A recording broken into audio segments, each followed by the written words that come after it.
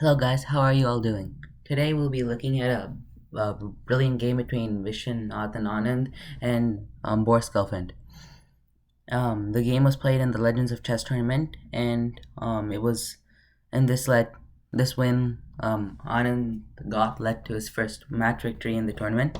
Let's look at how he played out. Borris Gelfand opened with d4 with the white pieces. We have knight f6. This is all traditional Indian game stuff. C4, e6, knight f3, d5, and now we have the anti-Nimzo-Indian with g3, bishop b4, bishop d2. This is all standard stuff and no one has deviated off it yet. We have bishop e7 and bishop g2. We have castles by black, queen c2, knight bd7, h4, and now we have c5. h4 itself wasn't that great of a move. There wasn't any real purpose except to maybe stop black's pawn to come down the board. But other than that, there wasn't any real purpose for him to play this move. And it would have been better just to castle right away and get your kings to a safe position, and this would have been a completely equal position. Oh, sorry about that.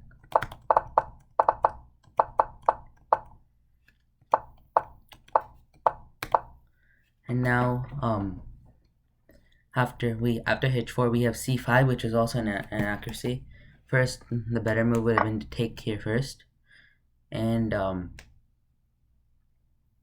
course it wouldn't be that great to take. It would just lead to more exposed queen, and there wasn't anything white could do about that. So after you would win the pawn for now, and white would probably castle, and then afterwards this pawn, you wouldn't bother trying to hold on to it as black, but you get yourself a good position. But that was what was not played, and c5 was played instead. You have c takes d5, c takes d5, knight c3, rook e8. The castles by white, h6 by black, bishop f4, a6, rook ad1, c4, trying to grab some more space, knight e5. And now at this point, Anand had a disadvantage. It read 0.8 in favor of black. Not too big of a disadvantage, but it was still the computer was showing this game was going to go in the favor of Gelfand. Knight b6, b3, bishop b4.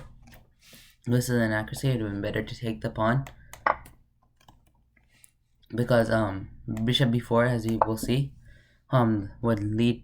You would if you took with the pawn, which he did, then you do allow white a brilliant center.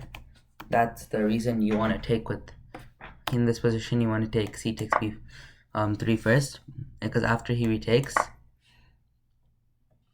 this pawn still can't come up the board to grab some more space. However, that's not what happened. I see in this position. After bishop e4, we have bishop takes b takes c4, d takes e4, and now e4 grabbing a lot of space. e5, another inaccuracy by Anand. Knight g4 would have been a better move here. Sorry, trying to kick this knight away from that square. We have g4 instead. Knight b5, and now knight h5, trying to take out the bishop. We have bishop e3, bishop d7, knight takes d7, queen takes e7, and a4, securing the knight in that spot. Now it's truly unmovable unless you attack with another knight. You don't have a light squared bishop, or you could attack it by sacrificing one of your rooks. And it's gonna take some time to get either of these knights here. So at this point, the knight is securely very safe. So after a4, we have knight f5, and now d5, and then knight takes e4, queen takes e4, and then knight takes e4. That was a pretty interesting sacrifice there. just removes the queen from that square. You grab that pawn. After bishop takes e4, which was an inaccuracy, bishop b6 would have been a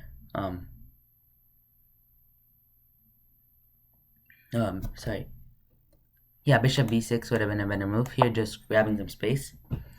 But we have bishop takes e4, and rook takes e4, and knight c3. Queen takes h2, queen takes a4, knight takes a4, b5, knight b6, rook d8, bishop f4, which was which equalized the position to an extent. Bishop d6, bishop takes d6, rook takes d6, and knight c8, rook d7, just trying to get his rook out of the way.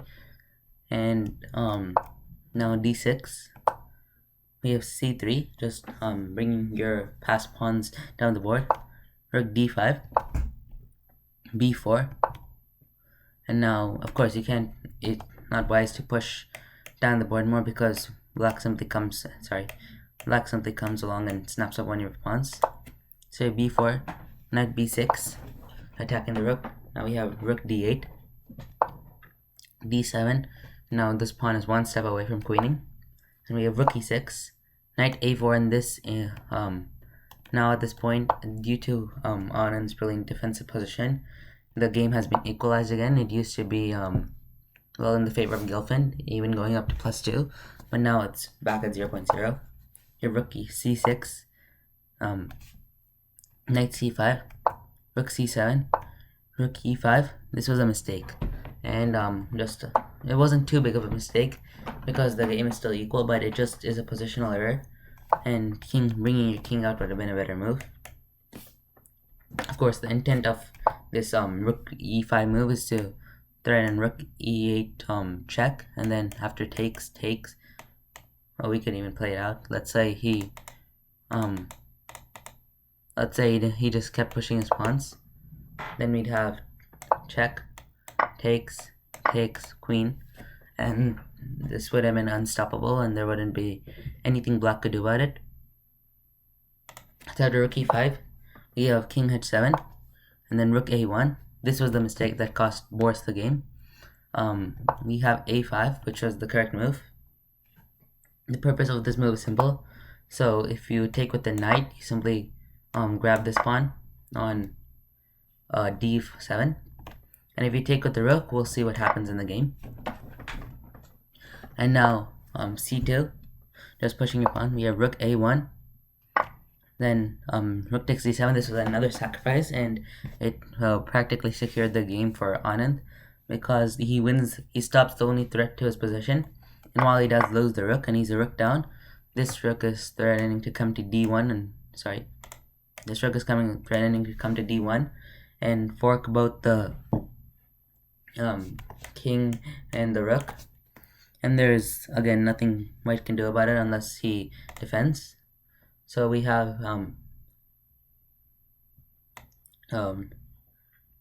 we have a rook c5 trying to stop the pawn. Now we have trying to stop the pawn because now in this position the king would simply move, and if you take you win the pawn. So after rook c5, we have b3, rook f1. Now rook d1, king g2, rook takes f1, king takes f1, and b2. And it was at this point Borris Gelfand resigned the game because he can't stop either of these pawns. One of them are going to become a queen, and after which there wouldn't been any point playing. Anand still has 3 pawns, so you can't really make use of your 3 pawns, and the rook and king are separate, so a queen works best against two separate pieces rather than them joined together. So this covers my analysis of the game between Borris Gelfand and Anand, and I might do another one on the same match.